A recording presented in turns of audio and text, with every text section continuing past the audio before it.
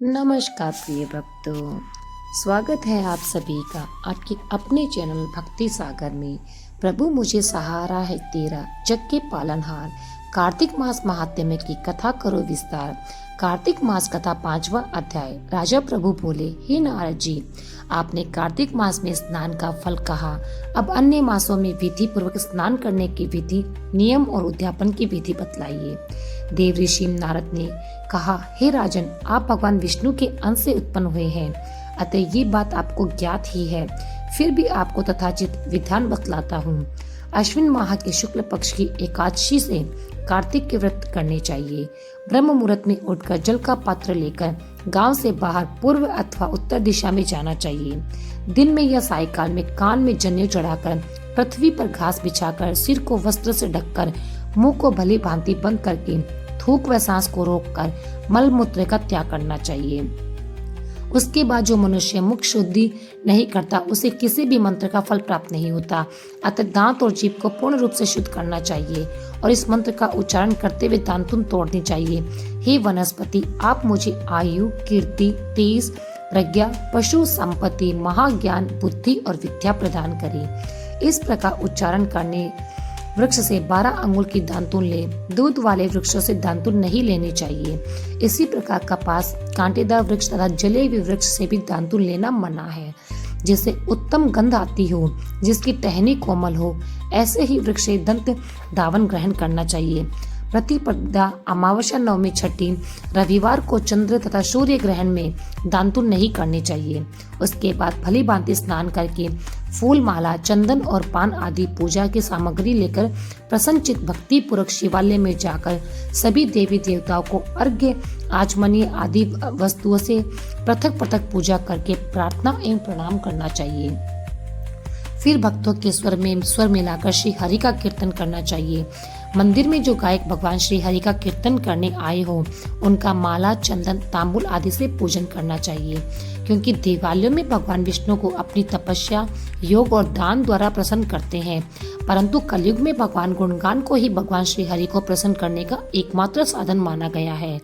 नारद जी राजा प्रभु से बोले, हे राजन, एक बार मैंने भगवान से पूछा कि हे प्रभु, आप मुझे सबसे अधिक कहाँ निवास करते हैं। इसका उत्तर देते हुए भगवान ने कहा, हे नारद, मैं वैकुंठ या योगियों के हृदय में निवास नहीं करता, अपितु जहाँ मेरे भक्त मेरा कीर्तन करते हैं, वहाँ मैं अवश्य ही आता हूँ।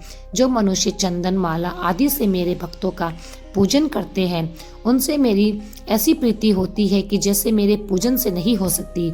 नारद जी ने फिर कहा, हे शरीष, धतूरा, गिरजा, चमेली, केसर, कंदार और कटहल के फूलों व चावलों से भगवान विष्णु की पूजा नहीं करनी चाहिए।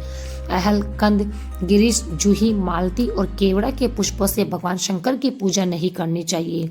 जिन देवताओं की पूजा में जो फूल निर्दिष्ट है, उन्हीं से उनका पूजन करना चाहिए। पूजन समाप्ति के बाद भगवान से क्षमा याचना करनी चाहिए, जैसे हे सुरेश्वर, हे देव, ना मैं मंत्र जानती हूँ, ना मैं क्रिया, मैं ना भक्ति जानती हूँ, मैं तो भक्तिहीन हूँ। मैंने जो कुछ भी आपकी पूजा की है उसे पूरा स्वीकार करें। ऐसी प्रार्थना करने के पश्चात साष्टांग प्रणाम करके भगवत कीर्तन करना चाहिए, श्री हरि की कथा सुननी चाहिए और प्रसाद ग्रहण करना चाहिए। जो मनुष्य उपरोक्त विधि के अनुसार कार्तिक व्रत का अनुष्ठान करते हैं, वे जगत के सभी सुखों को भोगते हुए अंत में मुक्ति को प्राप्त होते हैं। ओम नमः भगवते वासुदेवाय। 5वां अध्याय समाप्त। जय श्री राधे। कार्तिक की कहानी। 2 सास बहुएं थी। कार्तिक मास आया तो सास बोली, मैं कार्तिक स्नान के लिए तीर्थ जाना चाहती हूँ। बहू बोली, मैं भी चलूंगी। सास बोली, अभी तू छोटी है, अभी मुझे जाने दे। सासू तीर्थ गई तो बहू कुमार के यहाँ से 35 कुंडे ले आई। रोज एक कुंडा भर कर रखती। उधर गंगा में सासू जी की नथ गिर गई।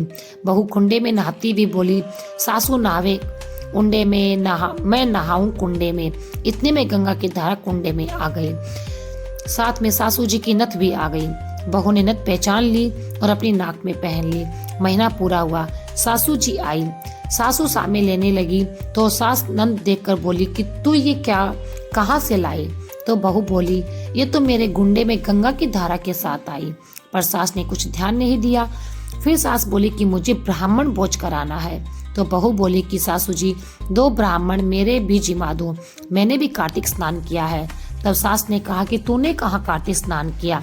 तो बहू बोली, ऊपर चलो मैं आपको बताती हूँ। ऊपर गए तो देखा सारे कुंडे सोने के हो गए। बहू बोली, मैं रोज कुंडा भर कर रखती और सुबह जल्दी उठकर नहाती और उल्टा करके रख देती। तब सासू जी बोली कि बहू, तू तो बहुत भाग्यवान है जो साक्षात गंगा जी तेरे पास आई। तूने श्रद्धा और विश्वास से कार्तिक का स्नान किया तो भगवान ने तुझे फल दिया। दोनों सास बहू ने धूमधाम से ब्राह्मण को जिमाकर दक्षिणा देकर विदा किया। हे गंगा मैया, जैसा बहू पर कृपा की, उसको कार्तिक स्नान करवाया, वैसे हम पर भी कृपा करना। तुलसी जी की कहानी।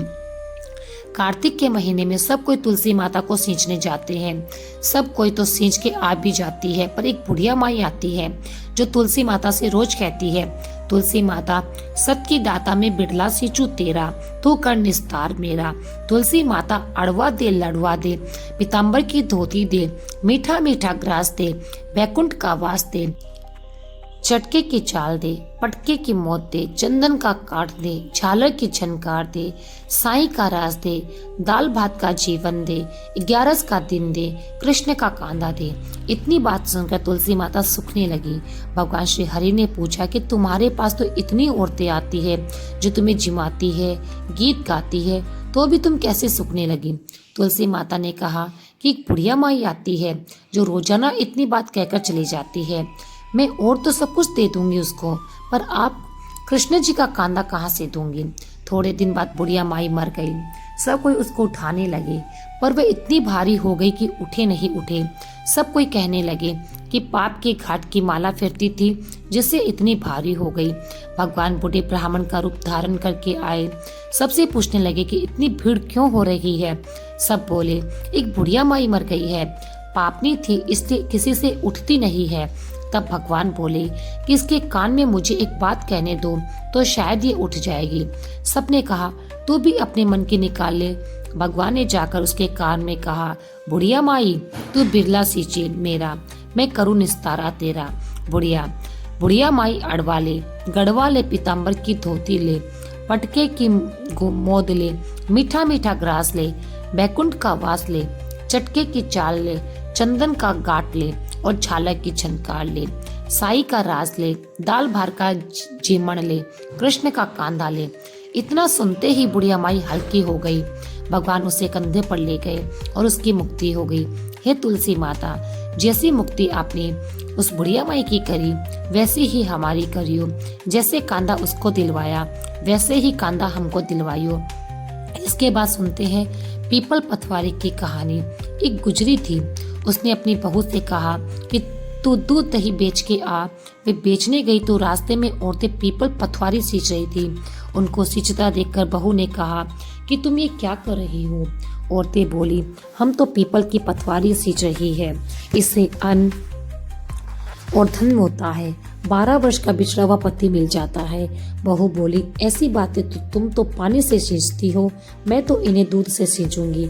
अब तो गुजरी बहू रोजाना दूध दही बेचने ही नहीं जाती, वह रोजाना दूध तो पीपल में और दही पथवारी में सींचती।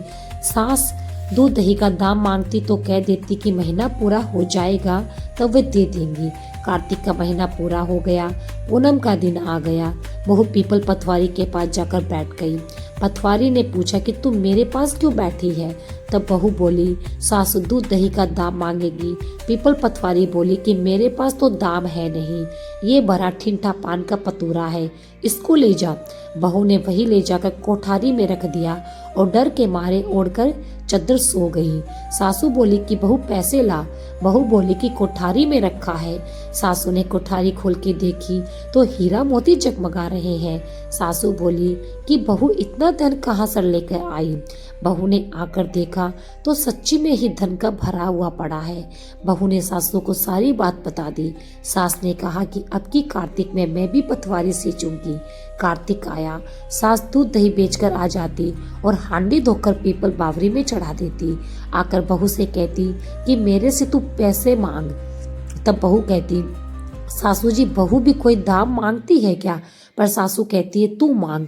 बहू बोली कि सासू जी पैसे लाओ। तो वह पीपल पथवारी के पास जाकर बैठ गई। पीपल पथवारी ने सासू को भी पान पतोरा भरा डंडा दे दिया। उसने वही ले जाकर कोठारी में रख दिया। बहू ने खोल कर देखा तो उसमें कीड़े मकोड़े बिलबिला रहे थे। बहू ने कहा, सासू जी ये क्या है? तब सास ने आकर देखा और बोलने लगी कि पीपल पथवारी तो बड़ी दोगली है, वो तो तेरे को तो उसने धन दिया और मुझको कीड़ा मकोड़ा दिया। तब सब कोई बोलने लगे कि बहू तो सत की भूखी सींचे थी, तू तो धन की भूखी सींचे थी। हे पथवारी माता, जैसा बहू को दिया वैसा तो सबको देना, लेकिन जैसा सास को दिया वैसा किसी को मत देना। इसके बाद सुनते हम लपसी तपसी की कहानी। एक लपसी था, एक तपसी था। तब से वे तो भगवान की तपस्या करता। लपसी रोजाना सवा सेर का हलवा बनवाकर भगवान को भोग लगाकर ताली हिलाकर जीव लेता। एक दिन दोनों में झगड़ा हो गया। लपसी बोला मैं बड़ा, तपसी बोला मैं बड़ा, क्योंकि भगवान की तपस्या करता हूँ। नारद जी बोले कि तुम्हारा फैसला मैं करूँगा। दूसरे दिन तप्स नहाकर आने लगा तो नारद जी ने 1.25 करोड़ का मुंदड़ा तप्स के आगे गिरा दिया। उसने आंख खोलकर देखा तो मुंदड़ा पड़ा है। उसने उठाकर पैर के नीचे दबा लिया और तपस्या करने लगा। उधर लप्स ने 1.25 सेर का हलवा बनाकर भगवान को भोग लगाकर ताली हिलाकर जिमा दिया। इतने में नारद जी आ गए और दोनों को अपने पास बैठाया और पूछने लगे कि कौन बड़ा है। नारद जी ने तब से कहा कि अपना पाँव हटाओ। पाँव हटाते ही मुंदड़ा निकला। तब नारद जी बोले कि मुंदड़ा चुराने से तेरी तपस्या भंग हो गई है, इसलिए लपसी बड़ा है। तब से कहने लगा कि मुझे मेरी तपस्या का फल कैसे मिलेगा। तब नारद जी बोले कि तेरी तपस्या का फल कार्तिक नहाने वाली देंगी। सब कहानी कहना, अगर तेरी कहानी नहीं कहेंगी तो कार्तिक का फल तुझे नहीं प्राप्त होगा। धोती देखकर अंगोछा नहीं देंगी, सीधा देखकर दक्षिणा नहीं देंगी, ब्राह्मण जिमाकर दक्षिणा नहीं देंगी, दीवा चास कर हाथ न जोड़े तो तेरा पुण्य होगा, कपड़ा देकर बटन न लगावे, दाहिने हाथ में नाड़ा बांधे तो सबका फल तुम्हें मिल जाएगा। और इतना कहकर नारद जी अंतर ध्यान हो गए। लपसी को फल तपसी ने जो भी तपसी को फल तपसी ने जो कहा, माँ की कथा कहानी का फल महान जन्य हो। वृंदा जी की कहानी, एक बुढ़िया माई थी, वह मिट्टी के गणेश जी की पूजा करती। वह मिट्टी के गणेश जी को रोज बातें करती और गले लग जाती। सामने एक सेठ का मकान रहता तो वे वहां पर जाकर बोली कि पत्थर का गणेश बना दो। मिस्त्री बोले जितने में हम तेरा पत्थर का गणेश गढ़ेंगे उतने में अपनी दीवार न छीन लेंगे। बुढ़िया माई बोली राम रे कि तुम्हारी दीवार टेढ़ी हो जाएगी। अब उनकी दीवार टेढ़ी हो गई। वह बनावे और ढा देवे, बनावे और ढा देवे। इस तरह करते करते शाम हो गई। शाम को सेठ आया, उसने कहा आज कुछ भी काम नहीं किया। तो मिस्त्री कहने लगे कि बुढ़िया माई आई थी, वह कह रही थी मेरा पत्थर का गणेश गढ़ दो। हमने नहीं गढ़ा तो उसने कहा कि तुम्हारी दीवार टेढ़ी हो जाए, जब से दीवार सीधी ही नहीं बन रही है। सेठ ने बुढ़िया को बुलवाया और कहा कि हमें तुझे सोने का गणेश मंड देंगे, हमारी दीवार सीधी कर दो। सेठ ने बुढ़िया को सोने का गणेश मंडवा दिया और सेठ जी की दीवार सीधी हो गई। हे विनायक जी महाराज, जैसे सेठ की दीवार सीधी करी वैसे ही सबकी करना। कहता न सुनता न हुंकारा भरता ने अपने सारे परिवार की करना। कार्तिक महाराज सबकी मनोकामनाएं पूर्ण करे। हरे कृष्णा हरे कृष्णा।